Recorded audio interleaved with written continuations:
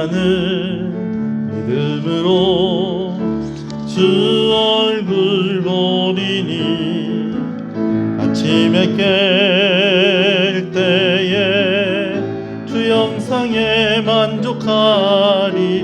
나 주님 닮기 원하네. 믿음으로 주 얼굴 보리라.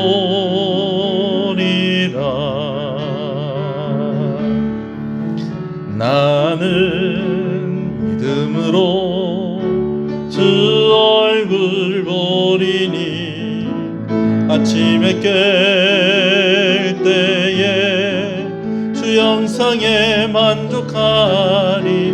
나 주님 닮기 원하네. 믿음으로 주 얼굴 보리라. 믿음으로 주 얼굴 보리라.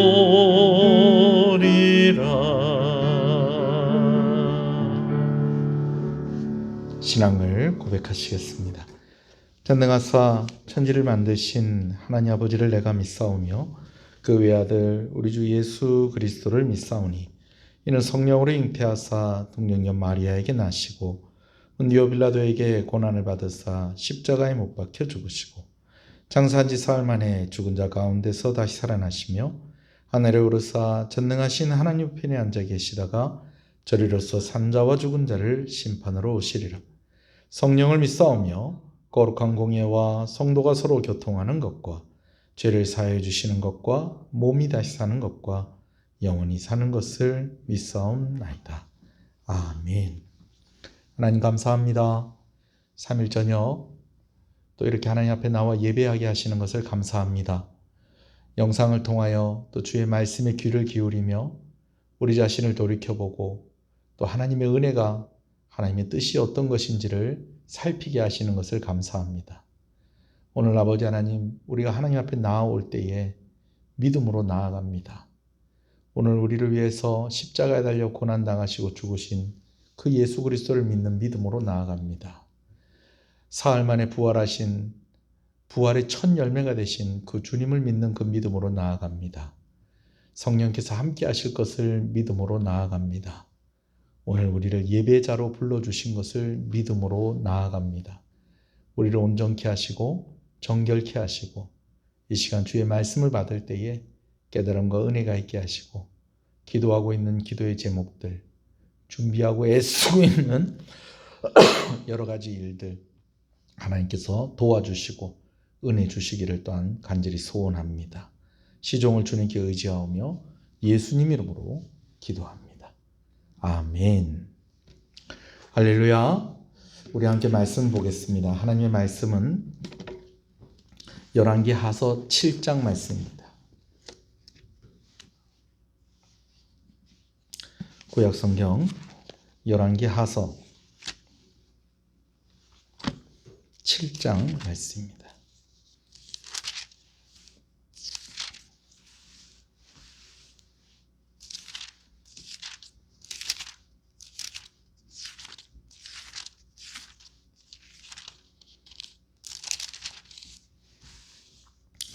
열왕기하서 7장 1절 2절 말씀을 보겠습니다.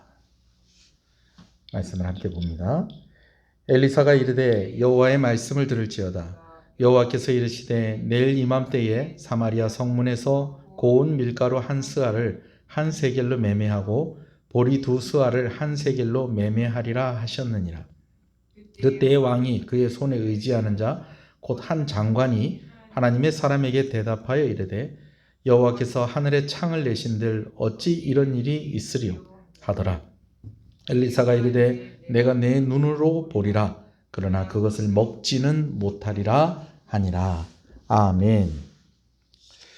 오늘 말씀은 지난주에 나눈 열왕기하서 6장 뒷부분의 내용과 연결이 되는 내용입니다. 아람왕 베나닷이 북이스라엘을 침공하죠. 그리고 수도인 사마리아 성을 포위합니다. 거의 사방이 절벽으로 이루어진 이 사마리아 성은 군사를 막아내기에는 아주 유리한 그러한 천혜의 조건을 가지고 있었습니다. 그러나 반면에 포위를 당하면 바깥으로 왕래하는 것이 힘들어져서 전쟁이 길어지면 식량 문제로 어려워지는 그런 약점을 가지고 있었죠. 선대 왕 때부터 북이스라엘과 전쟁을 했었던 아람왕 베나닷은 그래서 적극적인 전투보다는 사마리아 성의 약점을 알고 이제 사마리아 성의 군사들이 배가 고파서 성 밖으로 나오게 될 때에 그들을 공격하는 그러한 작전을 선택하게 되어집니다. 전쟁이 길어지면서 사마리아 성의 식량 상황이 점점 더 심각해졌습니다.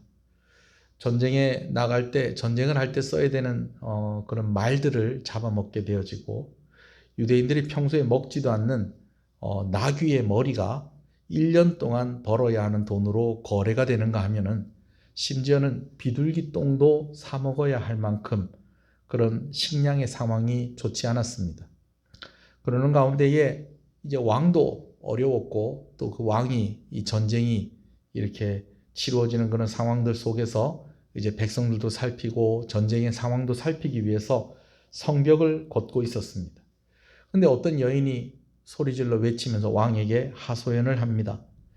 어제 자기 자식을 죽여서 이웃과 나누어서 먹고 오늘은 이제 다른 집에서 자식을 내놓아서 그 살을 나누어 먹기로 했는데 어제 자기는 약속을 지켰는데 근데 오늘 약속했던 그 집에서 아이를 숨기고 내놓지를 않고 있다라는 것입니다. 먹을 것이 없어서 사람을 잡아먹었다는 겁니다. 그런데 심지어 그 사람이 누구였다는 거예요. 자기 자식을 잡아먹었다라는 것이죠. 왕이 이 여인의 말을 들으면서 옷을 찢으면서 절규를 합니다.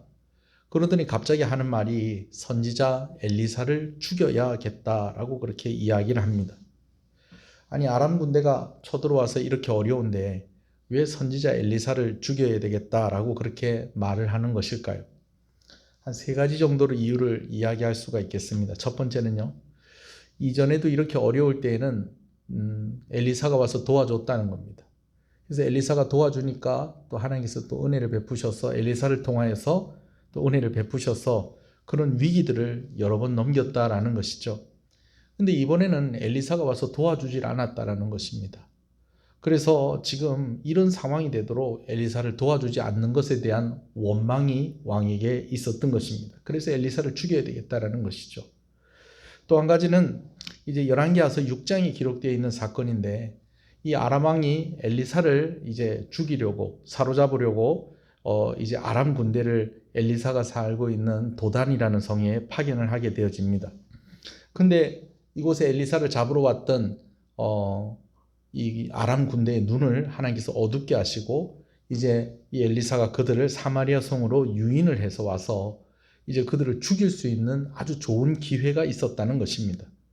근데 그때에 엘리사가 그들을 죽이려고 하는 왕을 말리고 오히려 그들에게 먹을 것과 물을 주어서 그들로 고국으로 그냥 살려서 돌려보내게 되어지죠. 이 일이 이렇게 되고 나서 보니 이 아람 군대가 다시 쳐들어와 가지고 사마리아 성을 둘러싸고 이것 때문에 왕은 물론이고냐 백성들이 이렇게 힘들어하는 모습을 보고 나니 그때의 아람 군대를 그냥 돌려보내자고 했던 그 엘리사가 너무 또 원망스러웠던 것입니다. 그리고 세 번째로는 결국은요 왕에게 집중이 되어 있는 원망과 좋지 않은 여론을 이제 엘리사에게 다 돌리겠다라는 그런 의도인 것이죠. 그래서 왕이 엘리사의 목을 베겠다라고 그렇게 호언장담을 하면서 엘리사가 머물러 있는 곳으로 사람을 보내고 그도 그곳으로 가게 되어집니다. 엘리사가 이미 왕이 자신을 죽이러 온다라는 것을 알고 그와 함께 있었던 백성들의 장로들에게 문을 닫고 열어주지 말 것을 이야기하는데 벌써 그렇게 이야기하는 사이에 왕과 또 그와 함께한 신하들이 엘리사를 죽이러 온 것입니다. 이제 오늘 본문의 이야기가 이제 거기서부터 시작이 되는 것입니다. 자신을 죽이러 온 왕에게 엘리사가 예언을 하지요. 내일 이맘때가 되면 이제 식량 문제가 해결이 될 것이다 라는 거예요. 어느 정도로 해결이 되느냐? 사마리아 성에서 고운 밀가루 한 스아가 한 세겔에 팔리게 될 것이고 보리 두 스아가 한 세겔에 거래가 될 것이다 라는 것입니다. 여러분, 한 스아라는 것은요, 일주일치의 식량에 해당한다고 합니다. 그리고 세겔이라는 말은요, 평소 때에 1세겔이라고 할 때는 평소 때는 이 한 스아를 사기 위해서 4세겔 정도가 비용이 들었다는 거예요. 그런데 한 세겔이면 샀다라는 것은 평소 때보다 훨씬 더 싼 가격으로 식량이 넉넉하게 거래가 될 것이다 라고 그렇게 엘리사가 이야기를 했다는 것입니다. 뭐 한 달 정도 지나고 한 1년 정도 지나고 한 10년 정도 지나면 이렇게 될 거라는 게 아니고 내일 이맘때가 되면 이렇게 될 것이다 라고 그렇게 이야기를 하는 겁니다. 여러분, 이렇게 되려면요, 정말로 그야말로 하늘에서 뚝 떨어지지 않는 이상에, 먹을 것이 뚝 떨어지지 않는 이상에는 이런 일이 일어나는 것은 정말 힘든 일인 것입니다. 아니나 다를까 왕의 곁에 함께 왔던 한 장관이 엘리사에게 이렇게 이야기를 합니다. 여호와께서 하늘에 창을 내신들 어찌 그런 일이 있겠느냐 라고 그렇게 이야기를 하죠. 그랬더니 이 말을 들은 엘리사가 그에게 이야기하기를 네가 내일 네 눈으로 똑똑히 보게 될 것이다. 그러나 네가 그것을 먹지는 못할 것이다. 자, 이 말이 무슨 말인지 이 뒷부분에 이 사람이 어떻게 되는지를 보면 이제 알 수 있겠죠. 한편 본문의 이야기가 이제 엘리사와 왕이 이제 대치하는 그런 상황에서 성문 앞에 어떤 사람들의 이야기로 넘어갑니다. 엘리사는 어떻게 됐을까요? 아마 분위기가 이렇고 또 엘리사가 한 이야기도 있고 또 그 옆에 백성의 장로들도 이제 좀 뭐 내일 이렇게 된다고 하니까 하루 좀 더 기다려 봅시다 하면서 왕을 설득하고 하면서 이제 그렇게 있었겠죠. 자, 그런 상황 속에서 이제 이 이야기의 시점이 어디로 가느냐? 이제 성문 앞에 있는 어떤 사람들에게 이제 이야기가 넘어가고 있습니다. 이 네 명은요, 나병을 앓고 있는 사람들이었습니다. 사람들과 격리되어서 살아있던 사람들이었죠. 경제적인 활동이 거의 불가능한 사람들이었습니다. 그러다 보니까 가족들이 도와주거나 다른 사람들이 도와줘야지만 먹고 사는 사람들이었다라는 것이죠. 그런데 사마리아 상황이 이렇게 어렵다가 보니까 그들도 먹을 것을 구하지 못해서 어려운 상황이었습니다. 근데 한 가지는요, 병이 있다가 보니까 사람들이 가까이 하지 않는 그런 병을 가지고 있다가 보니까 이 사람들이 성 안으로 들어가고 나가는 것은 비교적 좀 자유로웠다라는 것입니다. 아무도 신경을 안 썼죠. 자, 그런데 이제 그들이 이제 성문 앞에서 의논을 하는 겁니다. 우리 사마리아 성으로 들어가야 갈래? 어떡할래? 하고 의논을 하는 거예요. 사마리아 성에 자기들을 도와주고 자기들을 좀 불쌍히 여겨줄 사람들이 좀 넉넉한 상황 가운데 있으면 모르겠는데 지금 뭐 거의 자기들도 먹을 것이 없어서 지금 너무너무 힘든 그런 상황 가운데 있는 이 사마리아 성에 들어갔다가는 자기들도 어떻게 되겠다는 거예요. 굶어 죽지 않겠느냐. 오히려 우리가 돌에 맞아 죽지 않겠느냐. 뭐 그러면서 이제 자기들끼리 의논을 하는데 결론이 그겁니다. 우리 사마리아 성 안에 들어가지 말고 오히려 저 사마리아 성을 치러 온 아람 군대의 진영으로 가는 게 어떻겠느냐. 거기 가서 항복을 하자, 투항을 하자. 그렇게 해서 그들이 살려주면, 먹을 것을 주면 우리가 사는 것이고, 만약에 또 그들이 죽이면 뭐 여기서도 죽는 건데 뭐 그래도 거기는 확률이 반반 아니냐. 사마리아 성 가봐야 거의 100% 죽을 거고 거기는 그래도 살려줄 수도 있고 죽일 수도 있고 50%의 확률이 있으니까 우리가 아람 진영에 가서 항복을 하는 것이 좋지 않겠느냐. 어차피 우리는 이런 병에 걸렸기 때문에 백성들도 우리를 환영하지 않는 그런 존재들인데 차라리 먹을 것이 많고 힘이 있는 저들에게 가면 뭔가 좀 우리를 불쌍히 여기지 않겠느냐라고 이렇게 의논이 되어서 이제 그들이 해질 때쯤 되어서 아람 군대의 진영을 향해서 가게 되어집니다. 자, 아람 군대의 진영에 도착을 했어요. 어마어마한 규모를 가지고 있는 진영인데 진영이 너무 조용한 것입니다.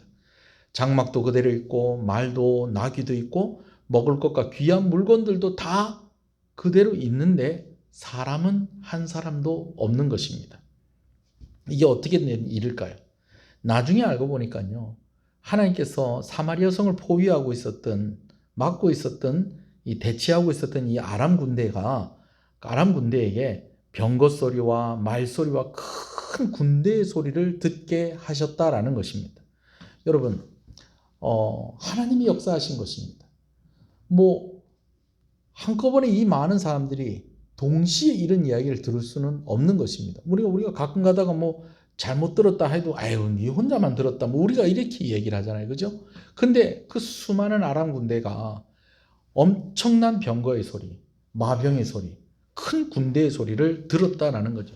그 소리가 얼마나 컸든지 이 사람들이 생각을 하기를 어떤 생각을 했는가 하니 북이스라엘 왕이 해쪽 속의 왕들, 아마 이제 아람과 대치하고 있었던 다른 나라의 왕들, 그리고 또 애굽의 왕들을 돈으로 매수를 해가지고 돈으로 그들에게 부탁을 해가지고 그들이 북이스라엘을 도와주기 위해서 온 것이 아니겠느냐라고 그렇게 생각을 하고 이제 그들이 겁을 먹고 다 도망을 가버린 것입니다. 자, 근데 얼마나 급하게 도망을 갔는지 말도 그대로 놔두고 가고 귀한 물건들도 그대로 놔두고 가고 식량도 그대로 놔두고 가버린 거예요.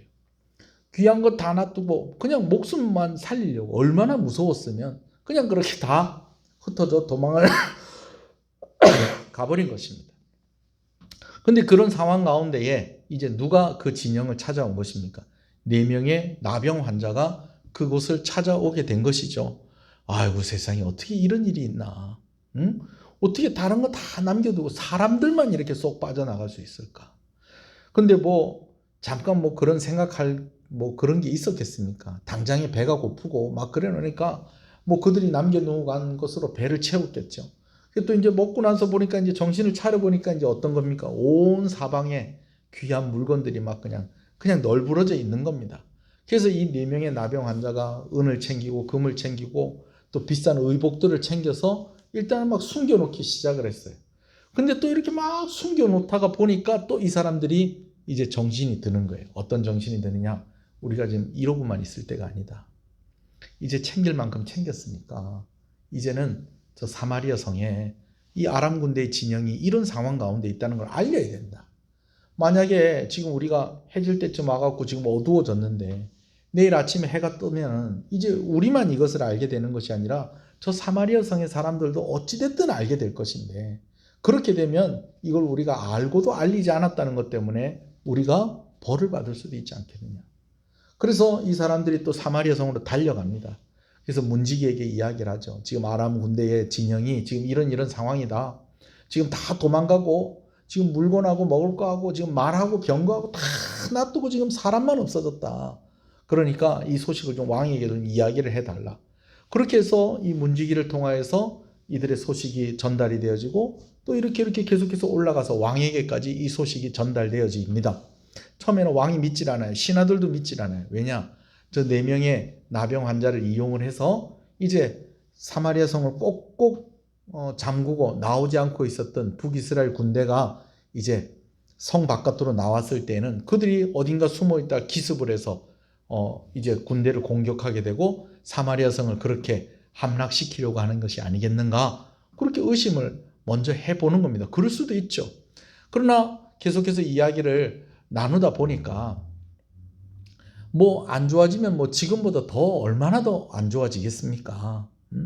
지금 뭐 우리 뭐 지금 상황이 최악의 상황입니다. 그러니까 우리 한번 정탐꾼을 한번 보내봅시다. 보내려고 하니까요. 지금 뭐 이미 북이스라엘은 그냥 뭐 툭 건드리면 툭 쓰러질 만큼의 그런 상황이었다라는 것이 또 드러나게 됩니다. 아마 왕이 가지고 있었던 수많은 말들과 병거들이 있었지 않았겠어요? 근데 이 먹을 게 없으니까 그것들도 다 잡아먹고 지금 몇 마리 남았다? 5마리 남아 있는 겁니다. 그래서 이 5마리 중에 4마리에게 2마리가 함께 끄는 병거를 끌게 하여서 이제 아람의 진영에 이제 군사를 정탐을 보내게 되어집니다. 그때는 진짜 나병 환자들이 4명의 나병 환자들이 이야기한 것과 같이 딱 그런 상황인 것입니다. 그러면서 그 상황이 누구에게도 알려진 것입니까? 사마리아 성의 백성들에게도 알려지게 되어지죠. 그래서 온 북이스라엘 백성들이 아람 군대의 진영으로 가서 약탈을 합니다. 제가 약탈이라는 말을 사용했는데 성경에 나와 있는 그대로를 제가 표현을 한 것입니다. 무슨 말이에요? 가가지고 네 거 내 거 없이 그냥 막 닥치는 대로 주워오기 시작을 하는 겁니다. 그러다 보니까요 하루아침에 이 북이스라엘의 사마리아 성에 살고 있었던 이 북이스라엘 백성들이 다 부자가 된 것입니다. 여러분, 엘리사가 예언한 내용 여러분 기억하고 계십니까? 엘리사의 말대로 고운 밀가루 한 스아가 정말로 한 세겔의 거래가 되어지고 보리 두 스아가 한 세겔의 거래가 되기 시작을 합니다. 자, 그러면 이렇게 되었을 때 한 가지 궁금해지는 것이 있지요. 무엇입니까? 엘리사가 예언을 할 때에 그 옆에 왕의 옆에서 왕을 보좌했던 장관 한 사람이 한 얘기가 있다는 거예요. 뭐라고 얘기합니까? 여호와께서 하늘에 창을 내신들 어찌 이런 일이 있으리요? 라고 했는데 진짜로 그렇게 되어 버렸습니다. 근데 이야기가 거기서 끝난 게 아니었다는 겁니다. 엘리사가 그에게 이야기하기를 네가 내일 이맘때에 두 눈으로 똑똑히 그것을 보게 될 것이다. 그러나 너는 무엇하지는 못한다. 그것을 먹지는 못할 것이다. 라고 그렇게 이야기한 게 있었다라는 것입니다. 그래서 그러면 이 사람들이 어떻게 그 말대로 또 되었을까? 오늘 17절에서 20절에 그것에 대해서 기록을 하고 있는 것을 봅니다. 자, 그냥 제가 요약을 해서 말씀을 드리면 돼요. 이래요. 왕이요. 어떻게 하다 보니까 바로 그 말을 했던 그 사람에게 성문을 지키게 한 것입니다. 근데 백성들이 그 사람을 보게 된 거예요. 근데 그 사람이 엘리사가 이야기할 때 뭐라고 얘기했다는 것을 백성들도 아는 거예요. 누가 먼저 시작을 했는지 알 수 없지만 백성들이 그 사람을 애워싸고 그 사람을 밟기 시작했는데 결국 그 사람이 엘리사가 예언한 대로 정말 그렇게 이루어진 것은 보긴 보았지만 그렇게 거래되어 있는 곡식은 하나도 먹지 못하고 백성들에게 밟혀 죽게 된 것입니다. 여러분, 오늘 저는 이 말씀을 나누면서 여러분과 몇 가지 좀 교훈을 나누려고 하는데요. 먼저 여러분들에게 말씀을 드리고 싶은 것은 하나님은요, 하나님의 백성들에게 자꾸만 기회를 주시는 하나님이시다라는 것입니다. 할렐루야. 때로는 징계를 하시기도 하고요. 때로는 살려주시기도 합니다. 근데 이게 다 뭐라는 거예요? 하나님께서 자꾸만 기회를 주시는 것이다라는 겁니다. 어떤 기회를요? 북이스라엘이 하나님의 백성들이 하나님께로 회개하고 돌아올 수 있는 기회를 주시는 겁니다. 자식을 잡아먹는 그런 극단적인 상황까지 간 것은 하나님께서 그렇게 매정하시고 백성들에게 독하게 대하시는 그런 분이시라서 그런 것이 아닙니다. 지난주에도 말씀을 드렸듯이 하나님을 배반한 백성들에게 있을 징계의 내용으로 레위기서와 신명기서에 바로 이러이러한 일들이 있을 것이다 라고 하는 이야기가 이루어진 것입니다. 그런데 그런 지경이 되었을 때도 북이스라엘이 돌이키지 않고 있었다라는 것이죠. 자식을 잡아먹어야 되는 그런 아주 극단적인 상황 속에서도 하나님의 말씀을 기억하지 못하고 하나님께 돌아오지 못하고 그냥 그렇게 머물러 있으니 그들이 그런 아주 극단적인 상황을 만날 수밖에 없었다라는 것입니다. 자, 저는요, 또 한 가지 이야기를 할 때에 엘리사의 예언을 부정했다가 나중에 밟혀 죽은 사람의 이야기를 좀 여러분하고 좀 이야기를 하고 싶습니다. 여러분, 그 사람이 백성들에게 밟혀 죽은 것에 대해서 어떻게 생각하십니까? 하나님께서 선지자 엘리사를 통해서 하신 말씀이었습니다. 그냥 엘리사가 한 이야기가 아니고 하나님께서 엘리사를 통해서 하신 말씀이었습니다. 근데 그것을 부정해서 그가 백성들의 분노를 사고 백성들에게 밟혀 죽었다. 틀리지 않은 해석입니다. 근데 저는요, 저와 여러분들이 좀 오늘 이 말씀을 이 사건을 조금 좀 다른 시점으로 시각으로 또 볼 수 있었으면 좋겠다는 생각을 합니다. 물론 저는 저와 여러분들이 하나님의 말씀에 믿음으로 반응하고 이왕이면 긍정적인 그런 성품을 가진 저와 여러분들이 되셨으면 좋겠습니다. 그런데 이게 단순히 하나님 말씀에 대하여서 그렇게 이야기를 했기 때문에 벌을 받았다.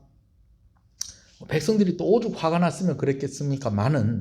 그러나 꼭 그것만은 아니라는 거예요. 우리가 얻을 교훈이. 그럼 우리가 뭘 좀 생각을 해봤으면 좋겠냐 하면 이걸 좀 생각해 봤으면 좋겠다는 거예요. 그럼 그들을 밟아 죽인 그 백성들은 어떤 사람들이냐라는 것입니다. 서로의 자식을 죽여서 그 살을 먹을 생각을 했던 그들은 왜 하나님께 진작에 돌이켜 회개하고 그렇게 나올 생각을 하지 못한 것일까요? 여인이 왕이 성벽 위를 거닐고 있을 때에 왕에게 하소연을 하죠. 어제는 제 자식을 잡아먹었는데 오늘은 저 집 자식을 잡아먹을 차례인데 저 여인이 자기의 자식을 숨겨놓고 자식을 내어놓고 있지 않습니다. 여러분, 이 여인이 왕에게 했던 의도 그리고 말하고자 하는 것은 무엇이었을까요? 뭐 좀 이런 생각을 좀 해봐요. 참 이 입에 담기도 좀 민망한데요. 어제 먹었잖아요. 하루 정도는 조금 더 시간의 여유를 둘 수도 있지 않을까. 물론 우리가 뭐 그 상황 속에 있지 않으니까. 근데 왜 이렇게 이러는 거예요? 물론 자기 자식은 죽었고 내 자식 죽었으니까 남의 자식도 죽어야 되지 않느냐. 물론 그렇게 생각할 수 있어요. 그 자식을 죽일 때 자식이 죽는 모습을 봤을 때 그 마음이 오죽했겠습니까? 많은. 그러나 그들이 그 억울함을 호소를 한 것인지, 그래서 결과적으로 얻고자 하는 것이 무엇이었는지, 혹시 저 여인의 아들을 잡아서 죽여서 저에게 주십시오 라고 하는 것이 그의 진심이었다면 참 안타까우면서도 참 섬찟한 그런 말인 것입니다.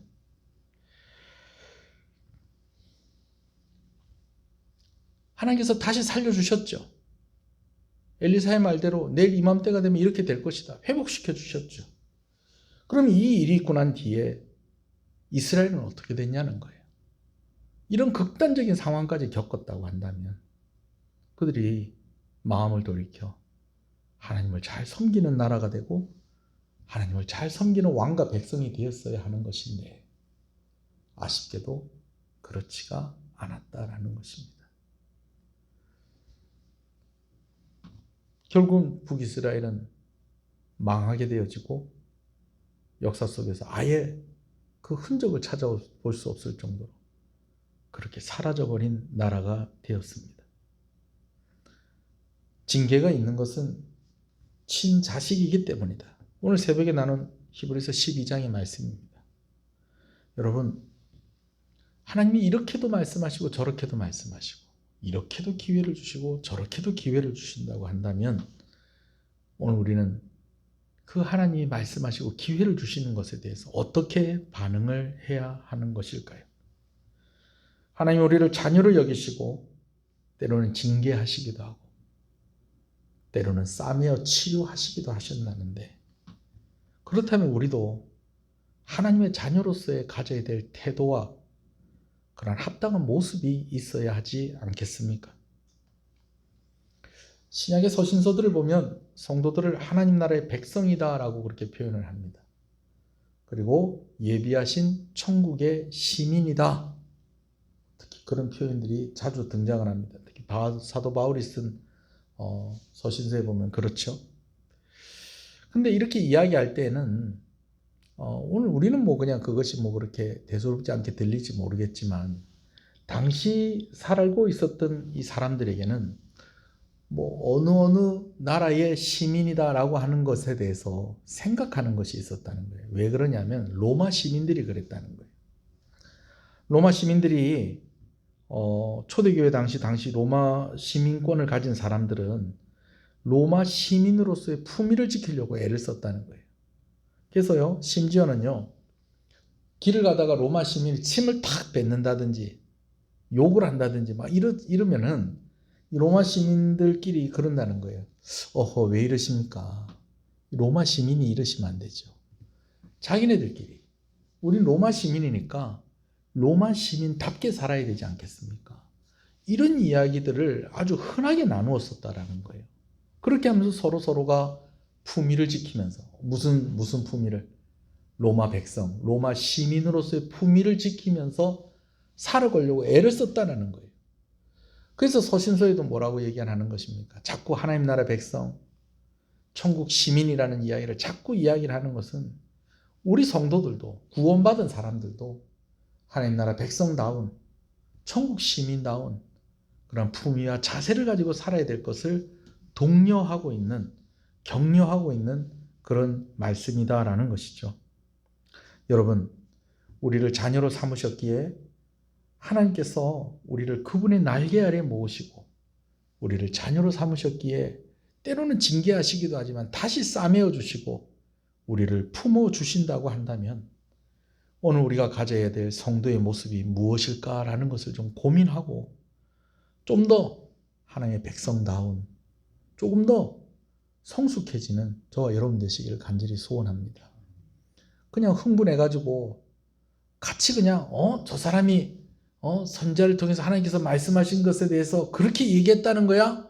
저놈 아주 죽일 놈이구만 하고 달려들어서 그냥 밟으면서 마치 나는 아니었던 것처럼 나는 하나님을 잘 섬겼던 것처럼 바리새인들이 그런 것처럼 그렇게 자신을 포장하고 행하지도 않은 의를 행한 것처럼 그렇게 살아가는 것이 아니라 오늘 우리 자신을 살피고 정말 하나님 백성다운 천국 시민다운 그런 모습으로 살아가기를 애쓰는 저와 여러분 되시기를 주님의 이름으로 축복합니다. 한번 기도하겠습니다.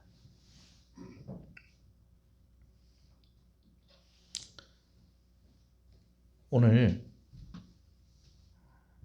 하나님 말씀대로 되었습니다. 오늘 우리가 먼저 기도하고 싶은 것은 하나님 말씀대로 된다는 그 믿음이 우리 가운데 있어야 되겠다라는 것입니다. 하나님께서 이렇게도 말씀하시고 저렇게도 말씀하시고 때로는 징계하시기도 하고 때로는 싸매어 주시기도 하시면서 결국 우리에게 말씀하시는 것 우리를 하나님 나라 백성 되게 하시겠다는 것이고 구원하시겠다는 것이고 우리를 천국 시민 되게 하시겠다는 것입니다. 그 약속대로 이루어질 것입니다. 또 그것을 위해서 예수님께서 이 땅 가운데 오셨고 예수님께서 우리를 위해서 고난을 당하시고 죽으셨습니다. 그렇다면 그 하나님의 말씀에 우리는 어떻게 반응하고 있는지 우리 자신을 좀 살펴보기를 원합니다. 저 사람이 하나님께서 선지자를 통해서 그렇게 이야기할 때 그것을 부정하고 오히려 하나님의 이름을 욕되게 했던 사람이란 말인가 하면서 함께 밟으면서 나는 이 사람과는 다르다라고 그렇게 자신을 드러내는 그러한 모습이 아니라 오늘 나는 과연 신실하게 하나님의 백성으로 살아가고 있는가? 오늘 나는 천국 시민이라고 할 수 있는가? 좀 우리 자신을 돌이켜보면서 한번 기도하면서 또 하나님께 회개하면서 나아가기를 원합니다. 기도하겠습니다.